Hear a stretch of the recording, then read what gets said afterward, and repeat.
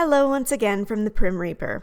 This is just going to be a one-off video about something that has been bothering me for some time. Actually, the article that got me thinking about this is several months old now, but I still think that it's bad enough to warrant resurrecting it just to tear it back down again. However, I'm getting ahead of myself. Let me introduce my topic with a pertinent image. I won't read the whole thing, just the relevant paragraph to what I'm getting at. We start this nice little graphic with a question. Legit question, I'm not trying to hate on feminists or anything. Why is it called feminism if they're for equality? Great question. The relevant paragraph reads as follows. The point of the word feminist and the feminist movement has never been to say that women are better than men.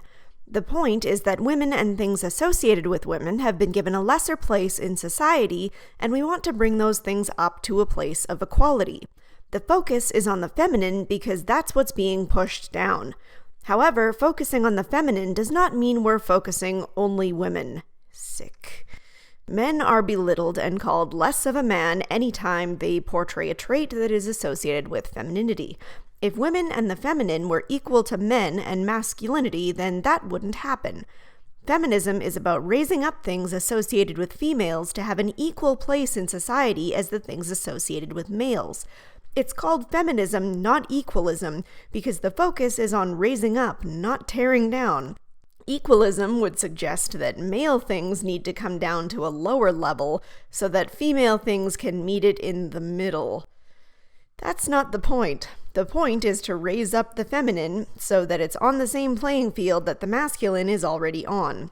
We don't want men to lower themselves, we just want them to make room for us. Where to even begin? I know. Let's begin this little video essay as all great essays should be introduced. The thesis. The thesis of this video is that the equality that feminism supposedly claims to seek is an impossibility. It's a phantom. It does not exist, and it will never exist. And because it would be no fun to just lay it all out at the beginning without a little further exploration, let's start with unpacking this paragraph before I get to the article I intended to critique in the first place. And this is going to prove quite challenging because I don't think that there's a single sentence even in this first piece that stands on its own merits. Number 1. The point of the word feminist has never been to say that women are better than men. Well, you can claim that all you like, but articles like this undermine your point. Number 2. Women given lesser place in society want to bring things up, feminine is being pushed down. Sure, we can definitely make the argument that women have been given a lesser place in society in the past, a place that was much more restrictive and less free. But we can also make the argument that men didn't exactly always have a picnic of a life in the past either. As before, there were people who were on top of society and lived their lives in smoking rooms drinking fine whiskey, but there were plenty of men in the dregs, working in mines or scrubbing chimneys or shoveling animal feces or any other number of glamorous jobs like that. But let's not stray. We're concerned with women right now. Let's focus on the present day. In the present day, when the mere word of a woman is enough to tear down a decades-long career of a man over an unsolicited PG-13 joke. In the present day, where more women are graduating from universities and women receive lesser sentences for crimes, and even that is being denounced as too harsh by some. I could go on. In the interest of time, I won't. I simply denounce the notion that the feminine is supposedly being pushed down. Number 3. Focusing on women doesn't mean we're only focusing on women. Right, you're focused plenty on men, on telling men that they need to be better, that they need to be responsible for the crimes of other men totally unrelated to them, that they need to do even more than they have already done to make women's lives as utterly free from strife as possible. Just you wait until I get to the article I'm talking about, dear viewers. You're right, plenty of focus on men. Very balanced, much equality. Wow. Number 4. Men belittled, called less of a man for portraying feminine characteristics. Well, it could be worse. They could be called toxic for embracing their masculinity. Seems men can't do anything right, can they? Also, just as an aside, don't pretend that women aren't also belittled for being too masculine. I lived that kind of teasing growing up. I was a major tomboy as a teenager. Not only from other girls, but also from boys. It happens. People can be jerks based on a lot of different things. It's not a gendered issue, despite all you claim. Number 5. Feminism. Focus on raising up, not tearing down. But kill all men, all sexes, rape, smash the patriarchy, am I right, guys? I'm sorry, I didn't mean to reach for the low-hanging fruit, but come on now. Number 6. Equalism suggests that male things need to come down to a lower level. See previous examples? This is a nonsense point. Egalitarianism makes no such claim. The only group I ever see that suggests tearing men down is feminism. Egalitarianism, or dare I say it, men's rights advocates, see that there are several areas where men have fallen behind and want to challenge this. The fact that you claim that men need to be pulled down to begin with just shows your blatant ignorance and refusal to see outside your personal bubble. Anyway, I digress. The important part is this. Even in all their posturing about wanting equality, they keep talking about wanting to move women up. Many of them, certainly those who share this graphic, are completely unwilling to even entertain the notion that men are not strictly speaking the top dogs, and that they too might have areas in which they need help. Nope, it's only women that need hoisting up. They don't really seem to have any real idea of where that up is aiming for, or what they'll do when they reach that elusive level. All they know is that they want it. But what I've noticed is that it's not even just that they don't know where equality is, which is enough of a problem in itself, I assure you. It's that they all seem to have different ideas of what that golden perfect equality looks like. And because of these divergent views of what is still necessary to achieve true equality, TM, we have the jumbled mess that is feminism today, and the often ridiculous things that some of them argue for in order to just about realize that level of equality they're so desperately seeking. I really began giving it some thought when I encountered this article. Women aren't nags, we're just fed up. I'll try not to make this a point-by-point rebuttal of the entire article. Rather, my aim is to talk about a few relevant sections for the purposes of my argument. And for further context, I want you to be well aware of the fact that this article was not being shared ironically when I found it. On the contrary, the comments where it was being shared were all about how perfectly it described their lives. One even stated that it was so on point that it made her cry. Just keep that in mind. There are people who read this nonsense and actually identify with it. For Mother's Day, I asked for one thing, a house cleaning service. Bathrooms and floors specifically, windows if the extra expense was reasonable. The gift for me was not so much in the cleaning itself, but the fact that for once I would not be in charge of the household office work. I would not have to make the calls, get multiple quotes, research and vet each service, arrange payment, and schedule the appointment. The real gift I wanted was to be relieved of the emotional labor of a single task that had been nagging at the back of my mind. The clean house would simply be a bonus. My husband waited for me to change my mind to an easier gift than house cleaning, something he could one-click order on Amazon. Disappointed by my unwavering desire, the day before Mother's Day he called a single service, decided they were too expensive, and vowed to clean the bathrooms himself. He still gave me the choice, of course. He told me the high dollar amount of completing the cleaning services I requested, since I control the budget, and asked incredulously if I still wanted him to book it. What I wanted was for him to ask friends on Facebook for a recommendation, call 4 or 5 more services, do the emotional labor I would have done if the job had fallen to me. I had wanted to hire out deep cleaning for a while, especially since my freelance work had picked up considerably. The reason I hadn't done it yet was part guilt over not doing my housework, and even a larger part of not wanting to deal with the work of hiring a service. I knew exactly how exhausting it was going to be. That's why I asked my husband to do it as a gift. I think the intro of this article is one of the most significant sections relevant to my topic today. Just think for a second, if you will, about the notion that this woman is complaining about the injustice of the emotional labor required to find someone to clean her house for her. Rather than take the 15 minutes that it takes to clean one's bathrooms, if you stay on top of it and don't let it get into a tragic state in the first place, she would rather lament about how much time and effort she would need to take to perform the struggle of finding someone else to do it for her. Rather than clean her own bathrooms herself and use the money she'd saved to do something fun with her family, she'd rather complain about how her husband isn't spending all of that money and time and emotional labor to find a cleaning service, when he offered to do it himself, no less. You know, I scarcely even think that I need to read the rest of the article in order to properly illustrate the amount of privilege and entitledness this all smacks of, but hey, what are we all here for if not for entertainment, right?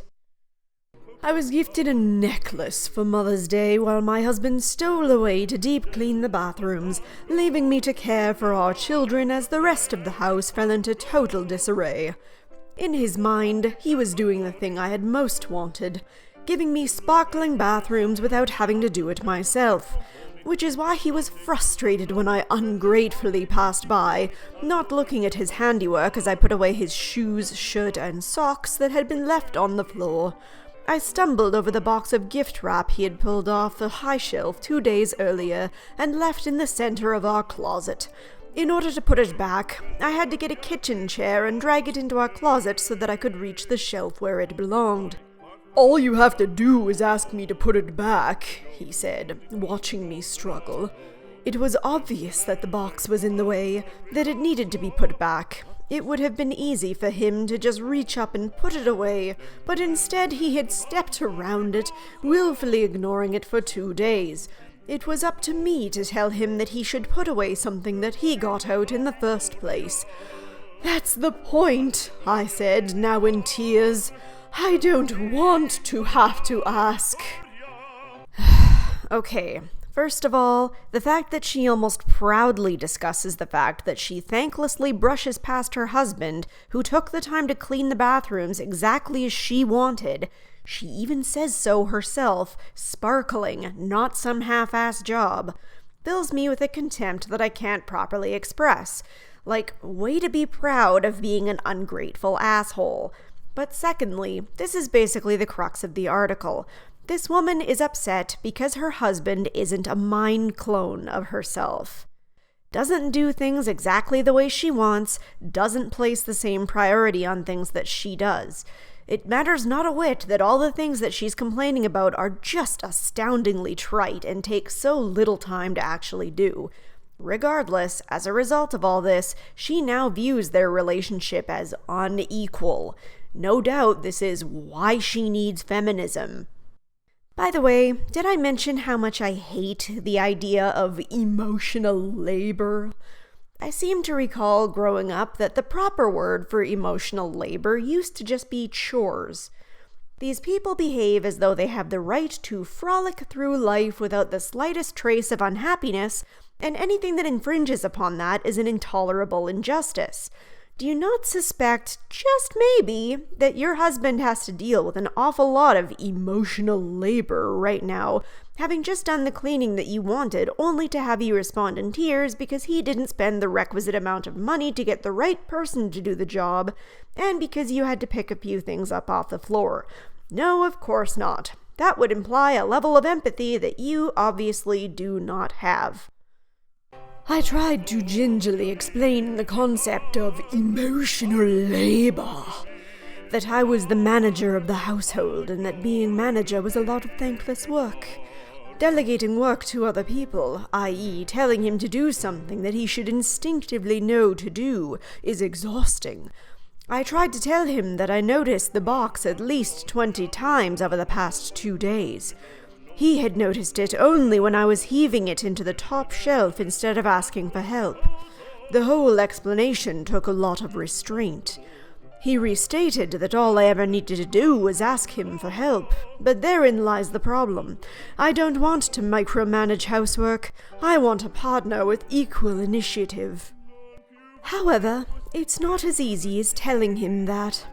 My husband, despite his good nature and admirable intentions, still responds to criticism in a very patriarchal way, forcing him to see emotional labor for the work that it is feels like a personal attack on his character. If I were to point out random emotional labor duties, reminding him of his family's birthdays, carrying in my head the entire school handbook and dietary guidelines for lunches, updating the calendar to include everyone's schedules, asking his mother to babysit the kids when we go out, keeping track of what food and household items we are running low on, tidying everyone's strewn about belongings, the unending hell that is laundry. He would take it as me saying, "Look at everything I'm doing that you're not. You're a bad person for ignoring me and not pulling your weight." Is it not basically exactly that? I mean, look at the hysterically over-exaggerated way you describe basic-ass chores, for God's sake. The unending hell that is laundry? Are you kidding me?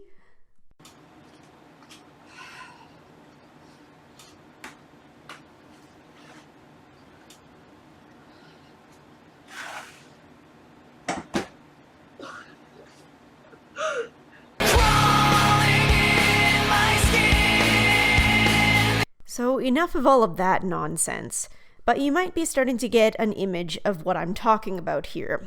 To this specific woman, equality doesn't look like a man doing the exact same work as her and achieving the exact same thing. Equality looks like a man doing the exact same work as her and achieving the exact same thing without needing to be asked. Never mind the fact that he very possibly, even probably, works a more difficult job with longer hours and higher pay. In her mind, none of that matters. What matters is that they both have jobs, and yet somehow she also gets saddled with all of the housework, despite the fact that her husband has given her an open invitation to ask for his help anytime she wants it. Possibly because he doesn't know how she likes it done, and doesn't want to risk doing it in a way that she doesn't like, because then he'll just get nagged for it anyway and wonder why he bothers. Husband, why did you stack the dishwasher like this? Husband, why did you put the pots away like this?